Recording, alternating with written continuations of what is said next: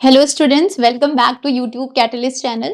In the previous session, we are discussing about the post-fertilization events and we had already discussed about embryo development. Okay, we had discussed about how endosperm is formed, okay, with the result of triple fusion. Then we had discussed about the types, and now in this session, we will discuss more about post-fertilization events. जिसे endosperm development हमने already discuss कर लिया है। ठीक है, आज हम embryo development के बारे में पढ़ेंगे। ठीक है, एम्ब्रियो कैसे डेवलप्ड होता है। ठीक है, जब फर्टिलाइजेशन हो रहा है तो फर्टिलाइजेशन के टाइम पे दो चीजें बन रही हैं। ठीक है, सिंगैमी की जो प्रोसेस हो रही है उससे एक स्ट्रक्चर बन रहा है डिप्लॉयड स्ट्रक्चर, जिसका नाम है जाइगोट। जाइगोट डेवलप करेगा और क्या बनाएगा, एम्ब्रियो बनाएगा। ठीक है, और ट्रिपल फ्यूजन का रिजल्ट क्या था, एंडोस्पर्म का डेवलपमेंट, जो हम ऑलरेडी डिस्कस कर चुके हैं।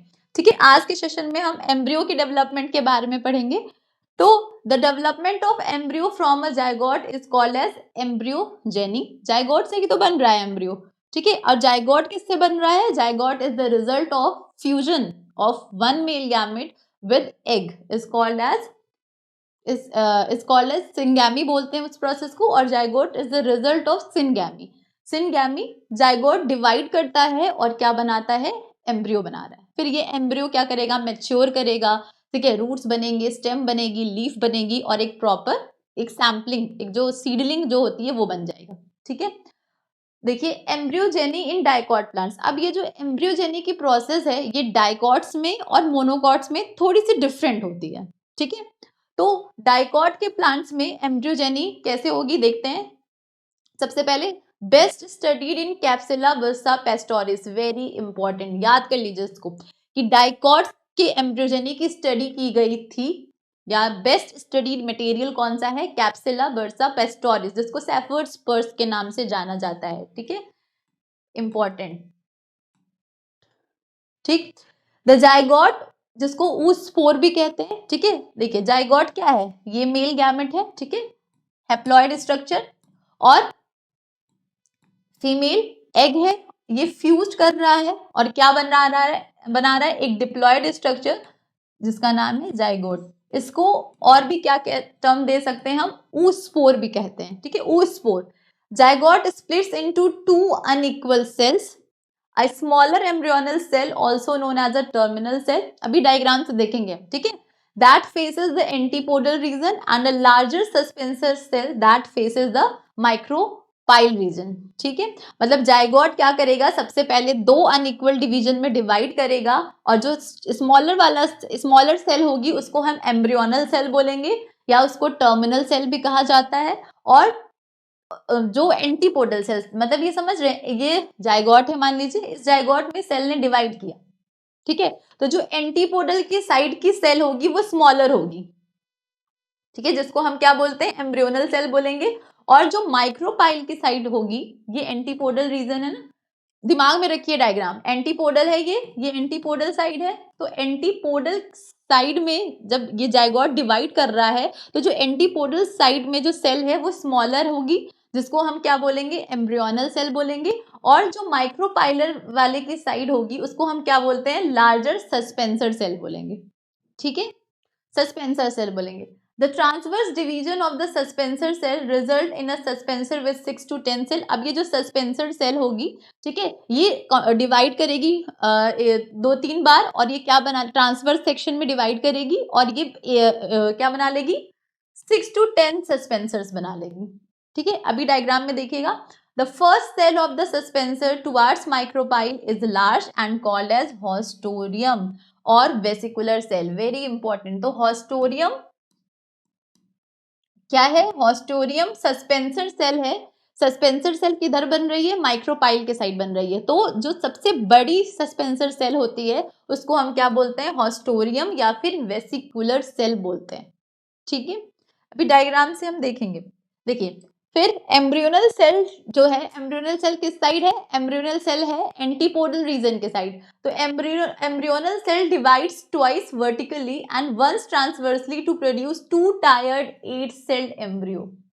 8 सेल्ड एम्ब्रियो का फॉर्मेशन होगा। ठीक है, फिर एपीबेसल टायर, यहाँ पे दो दो टायर्स बनेंगे ना, 2 टायर्स बनेंगे, तो इसमें बोला है कि एक टायर जो ऊपर वाला होगा उसको एपीबेसल बोलेंगे और नीचे वाले को क्या बोलेंगे, हाइपोबेसल बोलेंगे। तो the epibasal tyre forms 2 cotyledons and अ प्लीम्यूल। जो ऊपर वाला टायर है वो क्या बनाएगा, वो बनाएगा कॉटिलिडॉन्स का फॉर्मेशन करेगा, 2 कॉटिलिडॉन्स, ठीक है। डाइकॉट का फीचर ही है क्या, presence of 2 cotyledon is the feature of dicot and 1 cotyledon is the feature of monocots. तभी तो डाइकॉट, डाई मीन्स 2 और कॉट मीन्स कॉटिलिडॉन, तो 2 कॉटिलिडॉन्स और एक प्लीम्यूल, ठीक है। कौन बनाएगा, एपीबेसल टायर बनाएगा, ठीक है। और हाइपोबेसल टायर क्या बनाएगा, only hypocotyl and most of the radical. Hypocotyl part बनाएगा, मतलब कॉटिलिडॉन के नीचे वाला पार्ट, एंड रेडिकल का फॉर्मेशन बनाएगा, ठीक है। प्लीम्यूल जो है वो आगे चल के क्या बनाता है, स्टेम बनाता है। रेडिकल आगे चल के क्या बनाता है, रूट बनाता है, ठीक है। फिर इट इज इनिशियली ग्लोबुलर, जो एम्ब्रियो सबसे पहले बन रहा है, एम्ब्रियोनल सेल डिवाइड करके जो एम्ब्रियो सबसे पहले बना रही है वो किस टाइप का होता है, ग्लोबुलर टाइप का होता है, ठीक है। ग्लोबुलर टाइप का होता है। With the growth of cotyledons it becomes heart shape and then assumes the typical shape, ठीक है। तो डाइकोटिलिडॉन की जो एम्ब्रियोजेनी है, एम्ब्रियोजेनी क्या है, एम्ब्रियोजेनी क्या है, जाइगोट से एम्ब्रियो तक, एम्ब्रियो का बनना, ठीक है। या आप कह लीजिए जाइगोट का मैच्योर होना एम्ब्रियो में, उसको हम क्या बोलेंगे, एम्ब्रियोजेनी। डाइकोटिलिडॉन्स में अलग होती है, मोनोकोटिलिडॉन्स में अलग होती है, ठीक है। डाइकॉट्स के केस में हम पढ़ रहे हैं, बेस्ट स्टडीड मटेरियल डाइकॉट के लिए क्या है, सेफर्स पर्स, जिसको हमने क्या बोला, कैप्सेला, कैप्सेला बर्सा पेस्टोरिस बोला, ठीक है। और इसमें जो जाइगोट होता है वो सबसे पहले क्या कर रहा है, डिवाइड कर रहा है और 2 सेल बना रहा है, ठीक है। 2 सेल बना रहा है, ये जाइगोट है, ठीक है। इस जाइगोट ने डिवाइड किया, ठीक, जाइगोट ने डिवाइड किया, ये माइक्रोपाइलर एंड है, ठीक है। ये एंटीपोडल एंड है, ठीक है, एंटीपोडल एंड है। जब ये डिवाइड कर रहा है तो इसने क्या बनाया, जो स्मॉलर सेल है, सॉरी, जो स्मॉलर सेल होगी,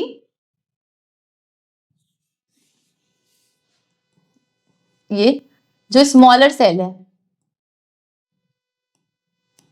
एक लार्जर सेल है और एक स्मॉलर सेल है, ठीक है। तो माइक्रोपाइलर एंड हो गया और ये एंटीपोडल हो गया, ठीक है।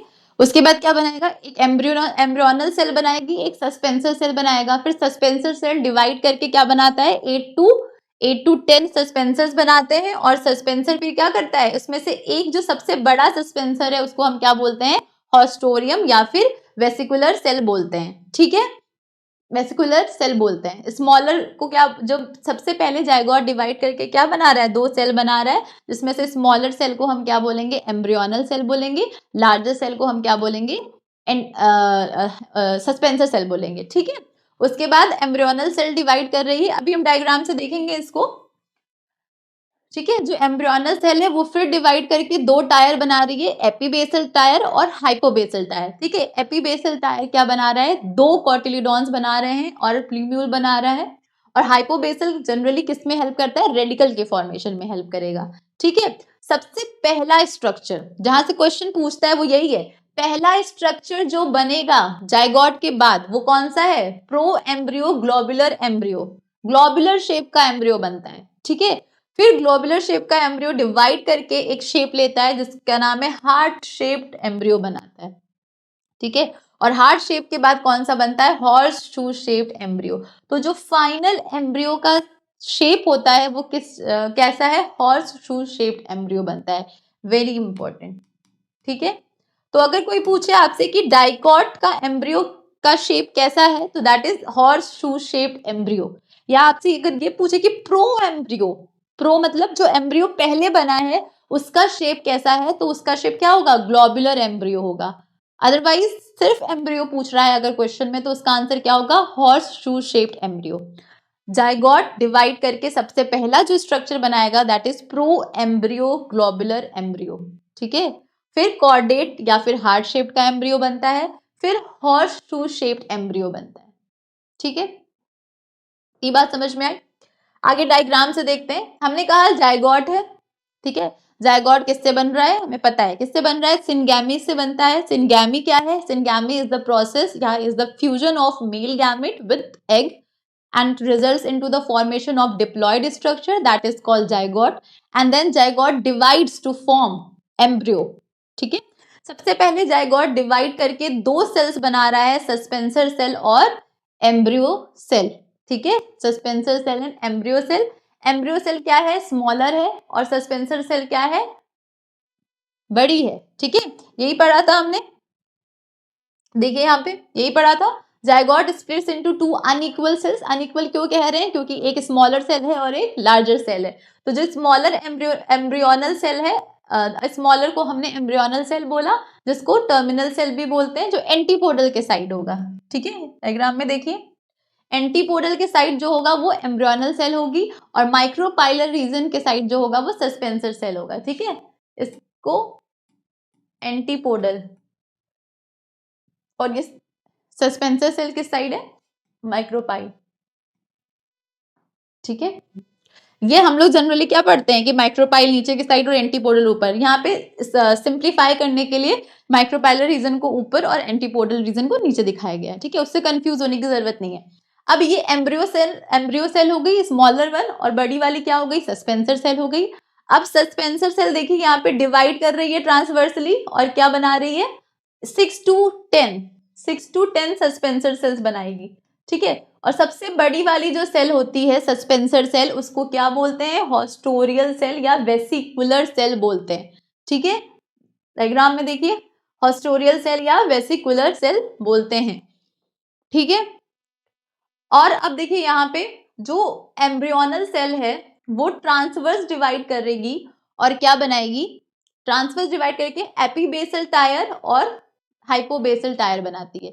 दो एपीबेसल टायर और हाइपोबेसल टायर बनाती है। इस वाले डायग्राम में दिखाया है कि कौन सा पार्ट क्या बनाता है। ठीक है, तो इसमें देखिए जो ऊपर वाली सेल्स होती हैं, ये तो सस्पेंसर सेल हो गई। ठीक है, सस्पेंसर सेल के जस्ट नीचे जो सेल होती है वो रूट कैप के फॉर्मेशन में हेल्प करती है, हमने बताया ना। अब देखिए ये जो सस्पेंसर, ये एपीबेसल है, ये हाइपोबेसल सेल है। ठीक है, एपीबेसल है, ये हाइपोबेसल सेल है। तो जो हाइपोबेसल है वो क्या बना रही थी, प्ल्यूब्यूल बना रही थी ना, सॉरी रेडिकल बना रही थी, और रेडिकल ही क्या बनाएगा, रूट बनाएगा आगे चल के। तो ये जो रेडिकल, जो ये हाइपोबेसल वाली सेल है वो रूट, इसमें से कुछ सेल क्या बनाएंगी, रूट कैप बनाएंगी। ठीक है, रूट का जो स्ट्रक्चर होता है उसमें सबसे ऊपर रूट कैप ही तो होती है, रूट टिप के ऊपर क्या होगा, रूट कैप होगा। तो सबसे पहले रूट कैप बनेगा, रूट कैप के बाद रूट टिप बनेगा। ठीक है, रूट टिप के बाद अंदर की जो टिश्यूज होते हैं, ये जब हम टिश्यूज के बारे में पढ़ेंगे, एनाटॉमी पढ़ेंगे, तो उसमें ये सारे टर्म डिस्कस करेंगे, डर्मेटोजन क्या है, प्रोकैम्बियम। ठीक है, तो यहाँ पे कंफ्यूज होने की जरूरत नहीं है, बस इतना याद रखिए कि एपीबेसल और हाइपोबेसल सेल क्या बना रहे हैं।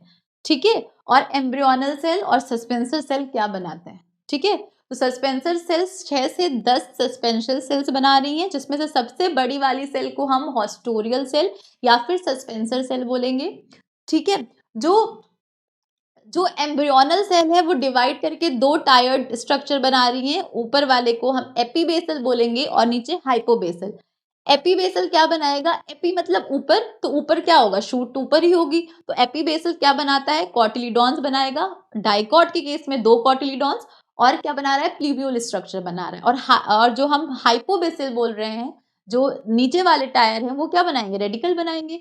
ठीक है, यहाँ पे इसको रिवर्स करके दिखाया गया है। ठीक है, माइक्रोपाइलर ऊपर, एंटीपोडल, इसीलिए अब ये रूट कैप वाला पोर्शन हम ऊपर दिखा रहे हैं, समझ रहे हैं आप लोग। ठीक है, और ये जो टर्म्स है ये हम आगे डिस्कस करेंगे, अभी आप इतना ही समझिए कि एपीबेसल क्या बना रहा है और हाइपोबेसल टायर क्या बना रहे हैं। ठीक है, उसके बाद देखिए ये स्ट्रक्चर बना जिसको क्या बोले, ये तो हार्ट शेप स्ट्रक्चर है। ठीक है, इसके बाद एक ग्लोबुलर शेप स्ट्रक्चर सबसे पहले बन रहा है। ये ग्लोबुलर शेप दिख रहा है, ग्लोब्यूल जैसा। ठीक है, ग्लोबुलर सर्कुलर फॉर्म का स्ट्रक्चर बन रहा है जिसको ग्लोबुलर शेप बोलेंगे। तो ये वाला स्ट्रक्चर है प्रोएम्ब्रियो का है, और ये ग्लोबुलर स्ट्रक्चर जो है ये डिवाइड करके क्या बनाएगा, एक हार्ट शेप स्ट्रक्चर बनाएगा, कॉर्डेट शेप। हार्ट शेप का स्ट्रक्चर दिख रहा है, ये कॉर्डेट जिसको कॉर्डेट शेप भी बोलते हैं, कॉर्डेट या फिर हार्ट शेप्ड, है ना। ये हार्ट शेप का स्ट्रक्चर है, ठीक, ऐसे ही तो बनता है दिल, है ना। हार्ट शेप स्ट्रक्चर है और फिर हार्ट शेप स्ट्रक्चर डिवाइड करके क्या बना लेगा, हॉर्स शू शेप का स्ट्रक्चर बना लेता है। तो जो फाइनल डाइकॉट एम्ब्रियो का स्ट्रक्चर है वो कैसा है, हॉर्स शू शेप का स्ट्रक्चर है, ठीक है। अब देखिए ये जो फाइनल स्ट्रक्चर बना है डाइकॉट्स का, डाइकॉट का इसमें देखिए 2 कॉटिलीडॉन्स देख रहे हैं हम, कितने कॉटिलीडॉन्स, 2 कॉटिलीडॉन्स होते हैं। ऊपर वाले को प्लीम्यूल कहा गया है, ठीक है, ऊपर वाला प्लीम्यूल है जो आगे चल के क्या बनाएगा, स्टेम का फॉर्मेशन करेगा, ठीक है। और यहाँ पे देखिए 2 चीज लिखी है, एक एपिकोटाइल, एक हाइपोकोटाइल, ठीक है। तो जो कॉटिलीडॉन होता है, कॉटिलीडॉन का जो ऊपर वाला पार्ट होता है उसको हम एपिकोटाइल बोलते हैं, और जो नीचे वाला पार्ट होगा बिलो द कॉटिलीडॉन्स उसको हम क्या बोलेंगे, हाइपोकोटाइल बोलेंगे, ठीक है। रेडिकल क्या है, जो रूट बनाएगा, रेडिकल क्या फॉर्म करेगा, रूट बनाएगा। और रूट की कैपिंग क्या होती है, रूट की कैपिंग को रूट कैप बोलेंगे, ठीक है। तो जो रेडिकल के नीचे वाली सेल्स होती हैं वो क्या बनाएंगी, रूट कैप बनाएंगी, ठीक है। तो हमने देखा कि जो जाइगोट है वो सबसे पहले क्या कर रहा है, डिवाइड कर रहा है, 2 टाइप की सेल बना रहा है, एक स्मॉलर सेल और एक लार्जर सेल। जो स्मॉलर सेल है वो एंटीपोडल की साइड है, जो लार्जर सेल है वो माइक्रोपाइल के साइड है, ठीक है। तो जो स्मॉलर सेल है उसको हम एम्ब्रियोनल सेल बोल रहे हैं या टर्मिनल सेल बोल रहे हैं, और जो लार्जर सेल है उसको हम सस्पेंसर सेल बोल रहे हैं। सस्पेंसर सेल फिर डिवाइड करेगी ट्रांसवर्स, ठीक है, ट्रांसवर्सली डिवाइड करके 6 to 10 सस्पेंसर सेल्स का फॉर्मेशन होगा। और जो सबसे बड़ी सस्पेंसर सेल होती है उसको क्या बोलते हैं, उसको क्या बोलते हैं, हॉस्टोरियल सेल या फिर वेसिकुलर सेल बोलते हैं, ठीक है। और उसके बाद जो एम्ब्रियोनल सेल है वो डिवाइड करती है और 2 टायर्ड स्ट्रक्चर बनाती है, जिसको हम क्या बोलते हैं, एपीबेसल और हाइपोबेसल। एपीबेसल, ठीक है, एपी मतलब ऊपर, तो क्या एपी मतलब ऊपर, इसका मतलब कि जो ऊपर वाले पार्ट्स होंगे मतलब स्टेम, है ना। और कॉटिलीडॉन उसका फॉर्मेशन कौन करेगा, एपीबेसल वाला करेगा। और जो नीचे है, नीचे क्या बचा, रूट बचा, रूट ही तो बचा, रेडिकल वाला पोर्शन बचा, तो वो कौन बनाएगा, हाइपोबेसल बनाएगा, ठीक है। और सबसे पहला जो स्ट्रक्चर एम्ब्रियो का बनता है, प्रो एम्ब्रियो, वो किस शेप का होता है, ग्लोबुलर शेप का होता है।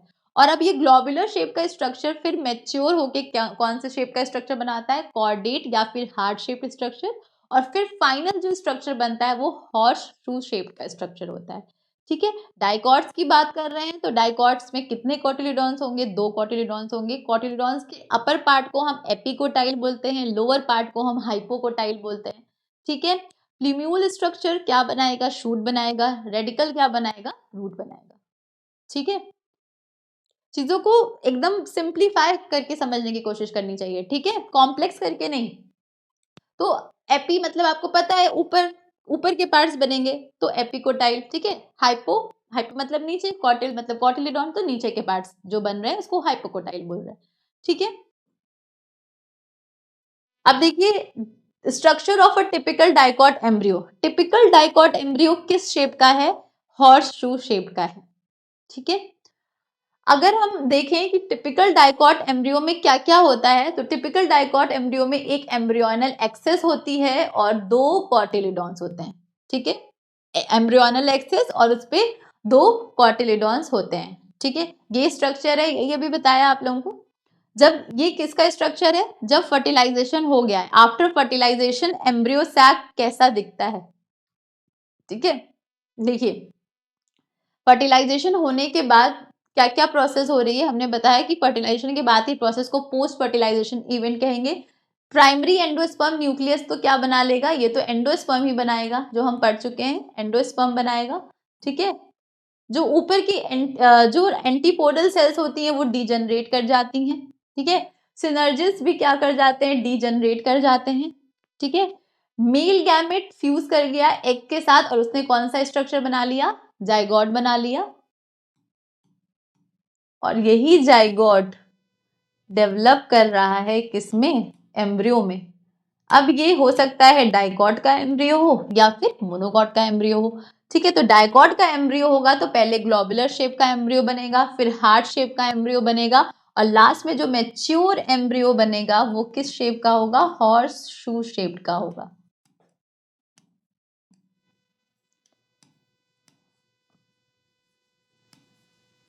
Horse shoe shaped embryo.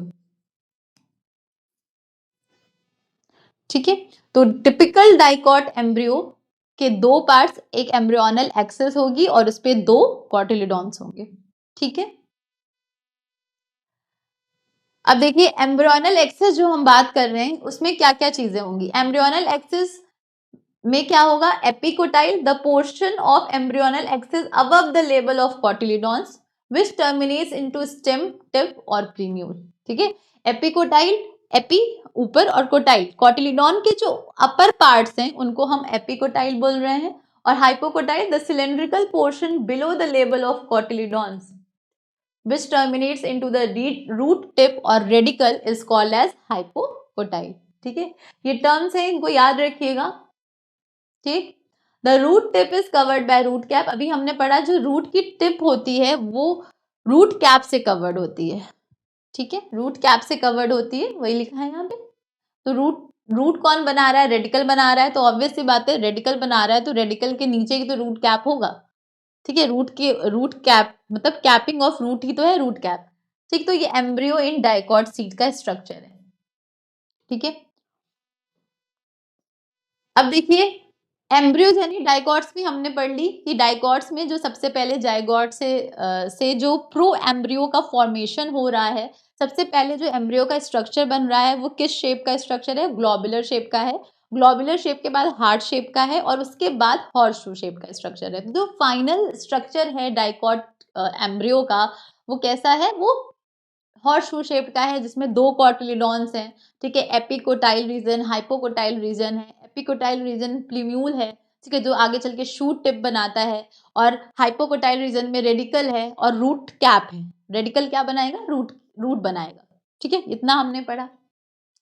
अब मोनोकॉट्स का की एम्ब्रियोजेनी देखते हैं।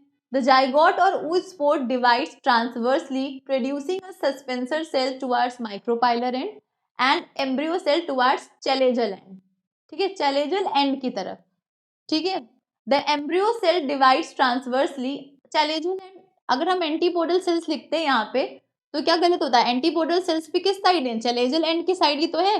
दो एंड्स हमने बताए थे आपको, एम्ब्रियो सैक में दो एंड्स होते हैं। जिस साइड पे एग होता है, जिस साइड से पॉलन ट्यूब एंट्री कर रहा है, जनरली करता है, उसको हम क्या बोलते हैं? Micropylar and. जहां पे सिनर्जिड्स प्रेजेंट है और एग प्रेजेंट होती है उस वाले एंड को हम माइक्रोपाइलर एंड बोलते हैं। और जिस साइड एंटीपोडल सेल्स प्रेजेंट थी उसको हम क्या बोलते थे? चैलेजल एंड, है ना।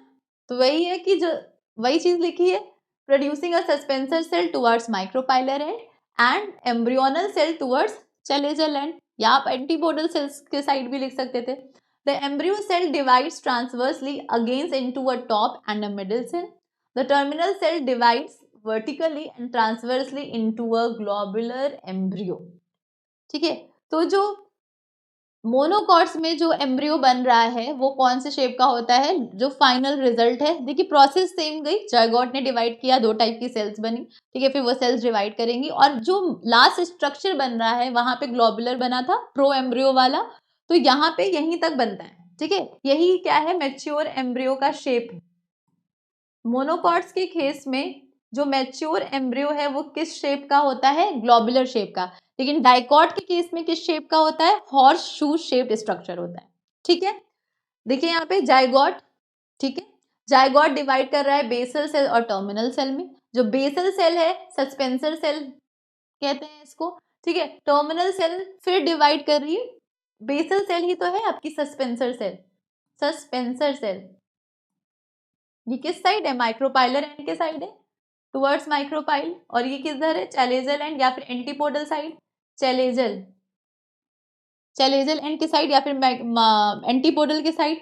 ठीक है, अब ये फिर डिवाइड कर रही है टॉप सेल और मिडिल सेल में। वहां पे एपीबेसल और हाइपोबेसल में डिवाइड कर रही थी। ठीक है, अब ये टॉप सेल जो है या फिर आप इसको एपीबेसल सेल समझिए डाइकॉट्स वाला, और यहाँ पे ये प्लीम्यूल बना लेगा और सिंगल कॉटिलिडॉन और स्क्यूटिलम, वेरी इंपॉर्टेंट, स्क्यूटिलम एंड मोनोकॉट्स में कॉटिलीडॉन्स के लिए एक और टर्म यूज किया जाता है स्क्यूटिलम, वेरी इंपॉर्टेंट, ठीक है, स्क्यूटिलम। और हमने एंडोस्पर्म में एक टर्म पढ़ा था एलिरोन, एलियोरोन। यहाँ पे मोनोकॉट्स के केस में एंडोस्पर्म जो होता है वो जनरली कैसा होता है, प्रोटीनेशियस नेचर का होता है और उसको एलिरोन की लेयर, एलिरोन लेयर बोलते हैं, ठीक है, एलिरोन लेयर एंडोस्पर्म है ये। और कॉटिलीडॉन के लिए टर्म यूज करते हैं स्क्यूटिलम, वेरी इंपॉर्टेंट, ठीक है। तो टॉप सेल जो है या फिर जो एपीबेसल सेल है, डाइकॉट्स पे हमने एपीबेसल पढ़ा था और हाइपोबेसल पढ़ा था, ठीक है। यहाँ पे हम क्या इसको क्या टर्म दे देते हैं, यहाँ पे हम टॉप सेल बोल दे रहे हैं और मिडिल सेल बोल दे रहे हैं। जो टॉप सेल है वो टॉप की स्ट्रक्चर बनाएगी और टॉप में क्या प्रेजेंट होगा, शूट प्रेजेंट होगा, तो प्लीम्यूल हो गया और सिंगल कॉटिलीडॉन्स और स्क्यूटिलम, ठीक है। और मिडिल सेल हाइपोकोटाइल और रेडिकल रीजन बनाएगी, ठीक।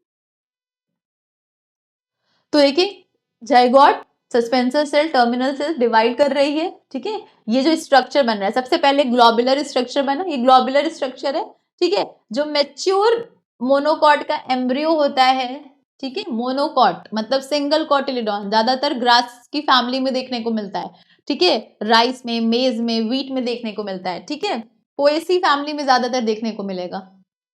तो जो मोनोकॉट्स हैं, अब देखो इसमें मोनोकॉट का जो एम्ब्रियो है इसमें क्या है, स्क्यूटिलम, स्क्यूटिलम क्या है, कॉटिलीडॉन। मोनोकॉट की कॉटिलीडॉन को क्या बोलते हैं, स्क्यूटिलम बोलते हैं, ठीक है। अब देखिए जहां पे रूट कैप दिख रहा है आपको, रेडिकल, ये हमने वहां पे भी पढ़ा था, शूट एपेक्स, और हमने क्या पढ़ा था, प्लूम्यूल स्ट्रक्चर पढ़ा था। अब देखिए यहाँ पे दो टर्म्स लिखे हुए हैं, एक कोलियोराइजा और एक कोलियोप्टाइल, वेरी इंपॉर्टेंट। कोलियोराइजा क्या है, देखिए रेडिकल के जस्ट नीचे रूट कैप है, रूट कैप के नीचे कोलियोराइजा प्रेजेंट है।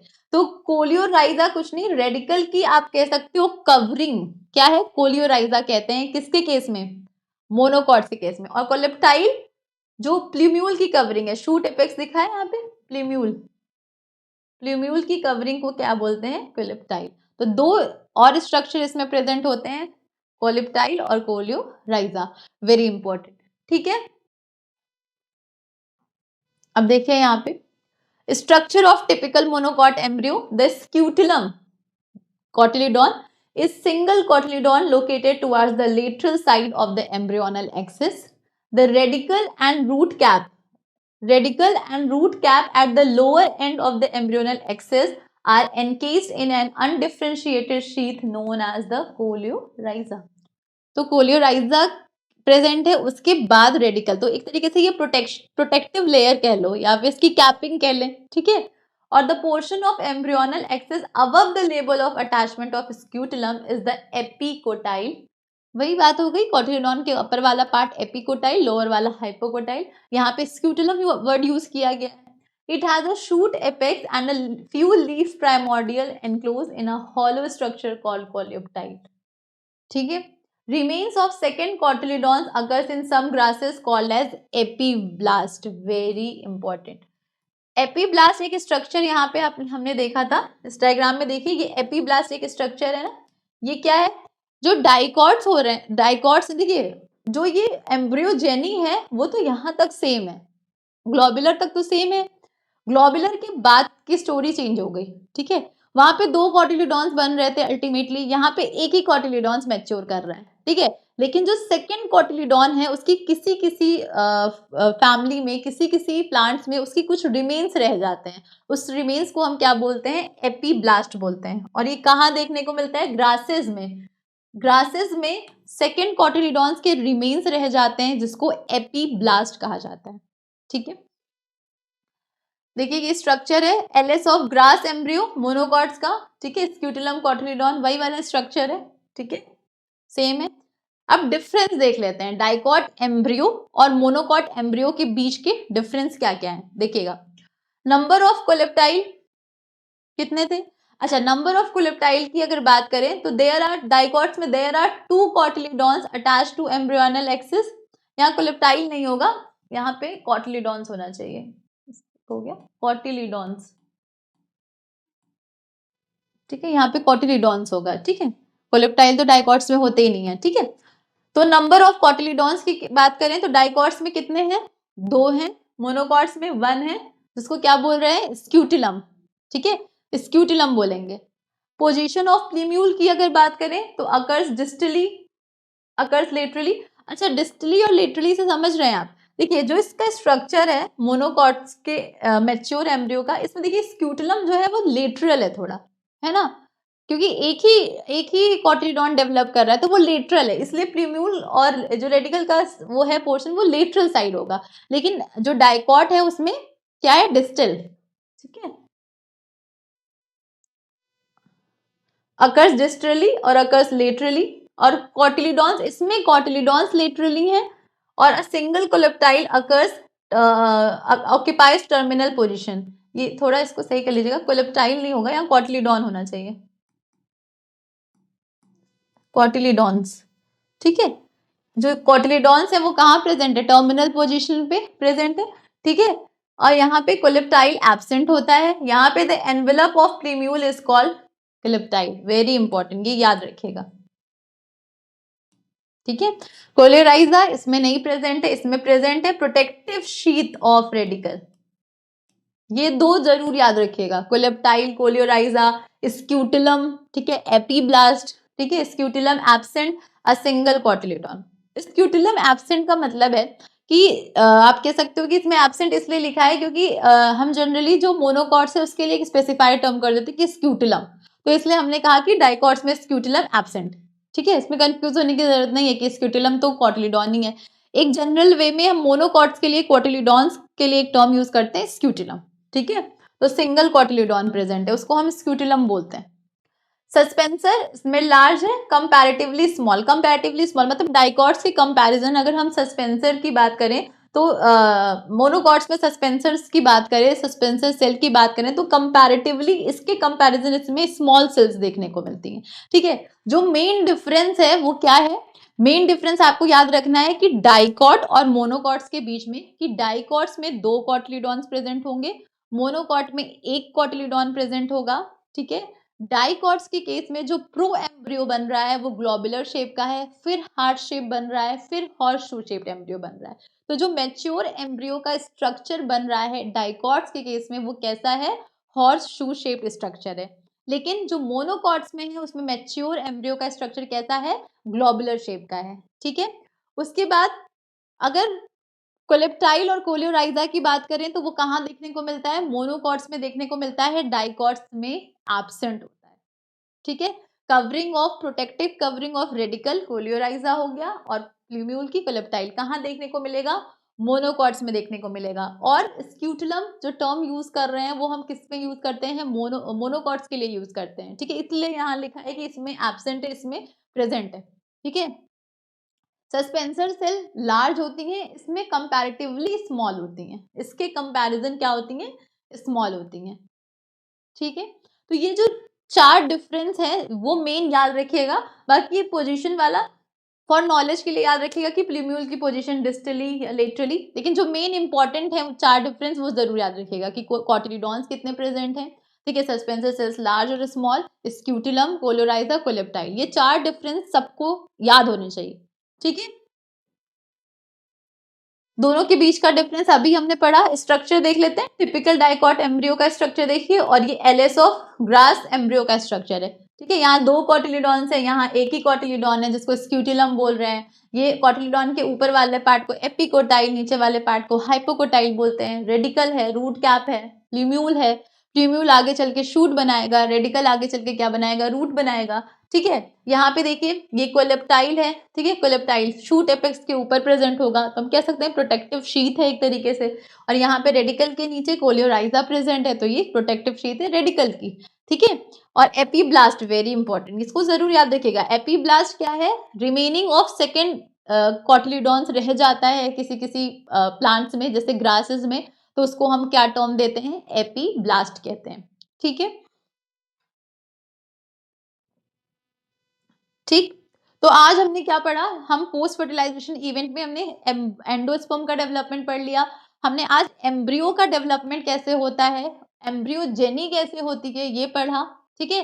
डाइकॉट्स में कैसे होती है, मोनोकॉट्स में कैसे होती है, ठीक है। डाइकॉट्स के लिए जो प्रिफर्ड मटेरियल है या प्रिफर्ड प्लांट है जो लिया जाता है वो कौन सा है, सेफर्स पर्स कैप्सिला वर्सा को लिया जाता है, ठीक है। सेफर्स पर्स उसको कहते हैं, ठीक है।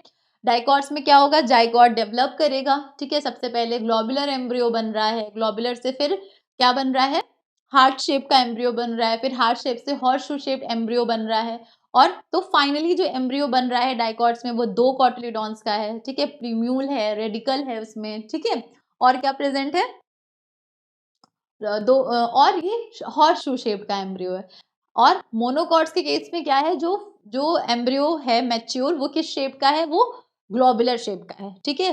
1 सिंगल कॉटिलिडॉन जिसको स्क्यूटिलम बोल रहे हैं, ठीक है। प्ल्यूम्यूल और रेडिकल इसमें भी प्रेजेंट है, लेकिन इसमें प्ल्यूम्यूल और रेडिकल की एक कवरिंग भी प्रेजेंट है जिसको कोलियोराइजा या कोलेप्टाइल बोलते हैं, कोलेप्टाइल, ठीक है। याद रखिए कोलेप्टाइल पीस में भी आ रहा है और प्ल्यूम्यूल में भी पी आ रहा है, ठीक है। तो पी से याद रखिएगा कोलेप्टाइल किसका हो गया, प्रीम्यूल का हो गया। और इसमें देखिए इसमें भी रेडिकल में भी आर आ रहा है और कोलियोराइजा में भी आर है। तो आर से याद रखिएगा कि रेडिकल किसकी, कोलियोराइजा किसकी कवरिंग है, रेडिकल की कवरिंग है, ठीक है। एपीब्लास्ट क्या हो गया, रिमेनिंग्स ऑफ सेकेंडरी, जो सेकेंड कॉटिलिडॉन्स की रिमेनिंग किसी किसी प्लांट में रह जाती है उसको क्या बोलते हैं, एपीब्लास्ट बोलते हैं, ठीक है। तो आज के सेशन में इतना ही। नेक्स्ट सेशन में हम पढ़ेंगे कि सीड का डेवलपमेंट कैसे होता है, ठीक है, फ्रूट का डेवलपमेंट कैसे होता है, ठीक है, ये हम पढ़ेंगे। बाकी आप लोग रिवीजन करते रहिए, ठीक है। Thank you so much.